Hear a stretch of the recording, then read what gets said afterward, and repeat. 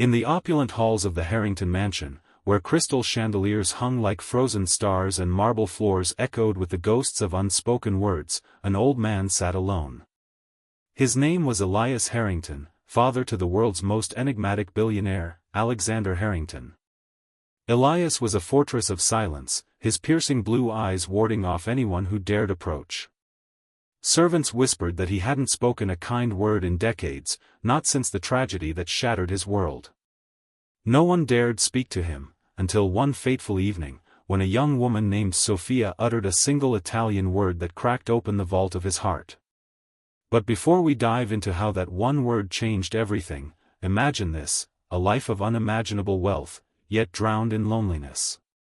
If this story tugs at your heartstrings, hit that like button and subscribe for more tales that remind us of the power of human connection, because sometimes, one word is all it takes to heal a lifetime of pain. Alexander Harrington was the epitome of success. At 45, he commanded a tech empire that spanned continents, his net worth eclipsing that of small nations.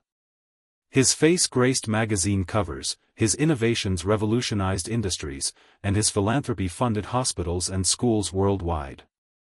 Yet, behind the polished facade, Alexander carried a burden heavier than his fortune: his father, Elias. The old man, now 78, lived in the family's sprawling estate in the hills of California, a place that felt more like a museum than a home. Elias had built the foundation of the Harrington fortune through sheer grit in the post-war era, immigrating from Italy as a young man with nothing but dreams and a fierce determination. But success came at a cost. Elias's wife, Maria, the love of his life, had died young in a car accident, leaving him to raise Alexander alone. The loss turned Elias into a shadow of himself, stern, unapproachable, his grief manifesting as an impenetrable wall of silence and criticism. No one dared speak to Elias beyond necessities. The staff tiptoed around him, delivering meals in silence and avoiding eye contact. Even Alexander, despite his boardroom bravado, shrank in his father's presence. Their interactions were clipped: business updates, health check-ins, nothing more. Alexander had tried over the years: therapy sessions, family vacations, even hiring companions, but Elias rebuffed them all. "I don't need pity," he'd growl, retreating to his study lined with yellowed books and faded photographs of Maria. The old man's isolation was a self-imposed prison, fueled by regret and unspoken sorrow. He blamed himself for Maria's death. They had argued that fateful night, and she had stormed out, never to return. Elias's heart had frozen that day, and with it, his ability to connect. Enter Sophia Rossi, a 28-year-old nurse with a spirit as vibrant as the Tuscan sunsets she remembered from childhood visits to her grandparents in Italy. Sophia wasn't born into wealth. She grew up in a modest Brooklyn apartment, the daughter of Italian immigrants who instilled in her the values of family, resilience, and empathy. Nursing school had been her escape, a way to channel her compassion into healing others. When Alexander's company posted a job for a live-in caregiver for his father, someone to monitor Elias's declining health without the intrusion of a full medical team, Sophia applied on a whim.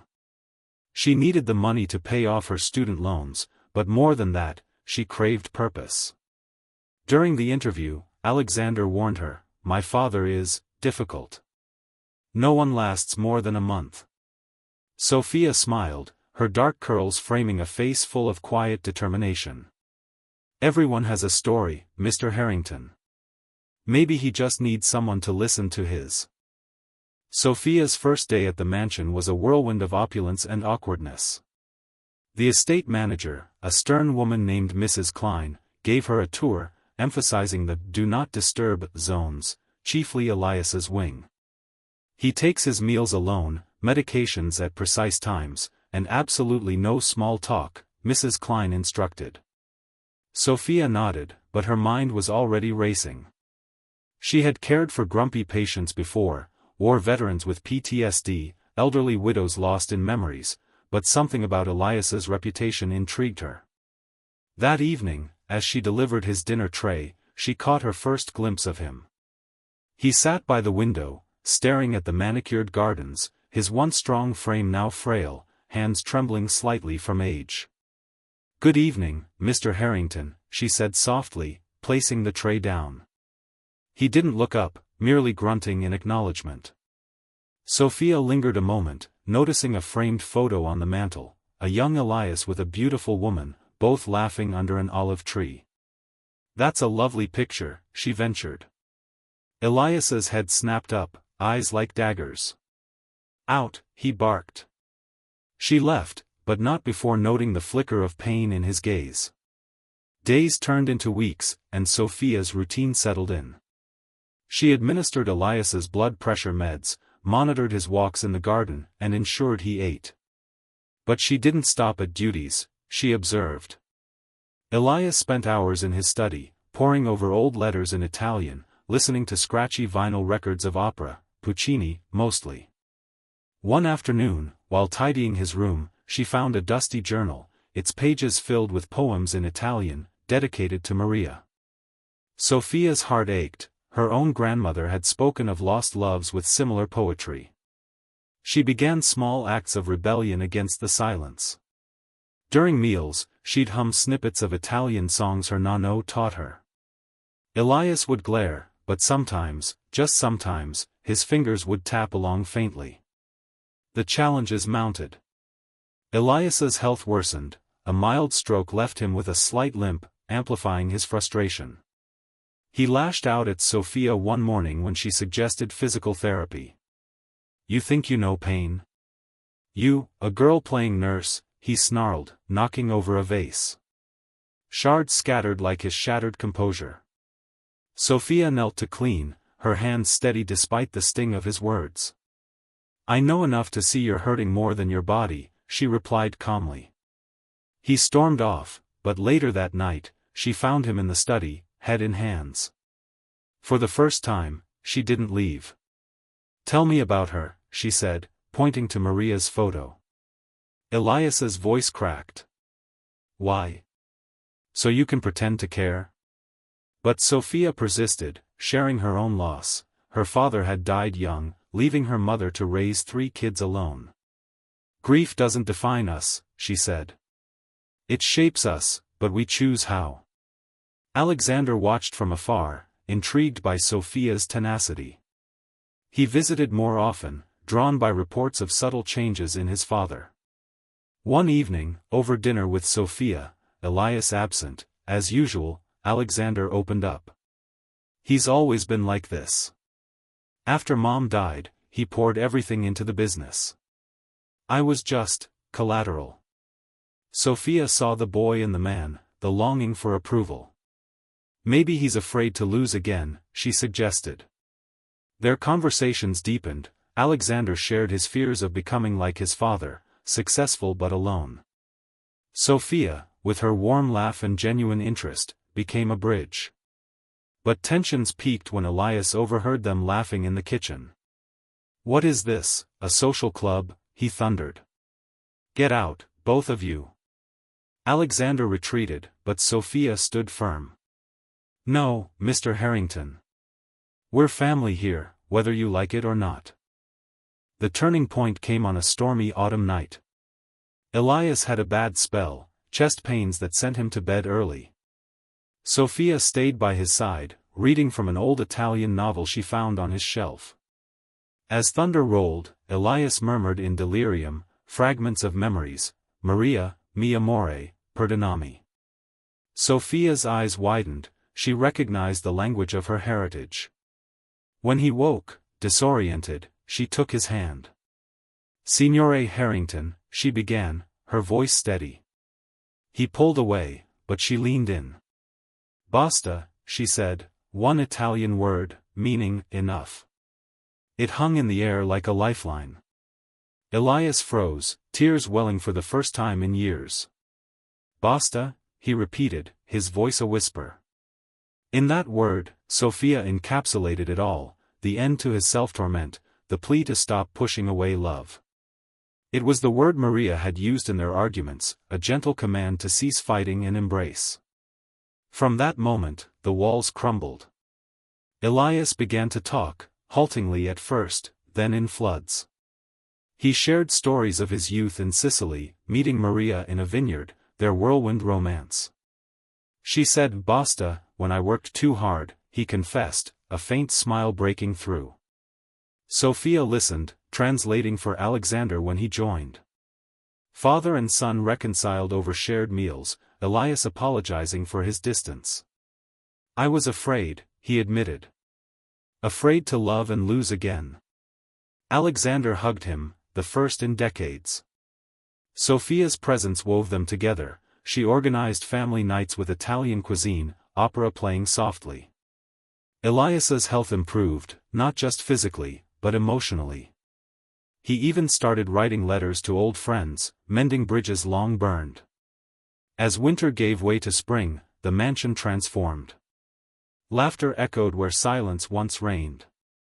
Sophia, now more friend than nurse, reflected on her journey. She had faced rejection, doubt, and her own insecurities, wondering if she was overstepping. But persistence paid off. One evening, under the same olive tree replica in the garden, Elias had it planted in Maria's memory. He thanked her. "You reminded me that life isn't about hoarding pain.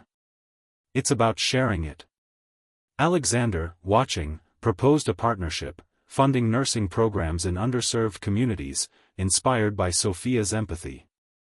The story of Elias Harrington teaches us that no fortress is impenetrable, no heart too broken to mend. One word, spoken with courage and kindness, can shatter decades of isolation. In a world of billionaires and barriers, remember, connection is the true wealth. If this tale moved you, smash that like button. It helps spread these inspiring stories.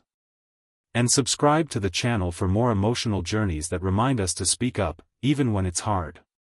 Who knows? Your one word could change someone's world. But let's delve deeper into the nuances of their transformation. Elias's grief wasn't just about Maria, it stemmed from his immigrant roots. Arriving in America in the 1950s, he faced prejudice, working menial jobs while dreaming big. Maria, also Italian-American, was his anchor. Her death in 1975, when Alexander was just 5, left Elias adrift. He channeled anguish into ambition, building Harrington Industries from a small electronics shop into a global powerhouse. But success isolated him further, friends drifted, family ties frayed. By the time Sophia arrived, Elias was a relic, his only companion's memories and regret. Sophia's backstory added layers to her relatability. Orphaned young, she navigated foster care before her aunt took her in. Nursing became her calling after caring for her dying grandmother, who whispered Italian lullabies. "Non arrenderti mai, never give up," her nana said. That mantra fueled Sophia through rejections, like when Elias first dismissed her. She faced internal challenges too. Doubt crept in during lonely nights at the mansion, wondering if she belonged in such luxury. But she drew strength from small victories, a nod from Elias, a shared glance over coffee. Key challenges arose in their interactions. Once, Elias relapsed into anger during a family dinner Alexander arranged. "This is pointless," he shouted, storming out. Sophia followed, finding him by Maria's grave in the estate's private cemetery. "Tell me why," she urged. Through sobs, Elias revealed his deepest shame. The argument with Maria was about his workaholism. "I chose money over her," he confessed.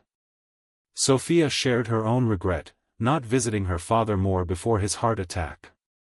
"We all make mistakes. But basta, enough punishing yourself." That word again, a catalyst. Resolutions unfolded gradually, fitting a smooth pace. Alexander confronted his own issues, admitting to Sophia that his playboy lifestyle masked loneliness. Their bond grew romantic, subtle at first, walks in the garden, shared dreams. Elias noticed, approving with a rare smile. "She's good for you, son." Health scares tested them. Elias's arrhythmia required surgery, but post-op, he emerged renewed, attending Alexander's board meetings for the first time. Emotional depth peaked in quieter moments. Sophia taught Elias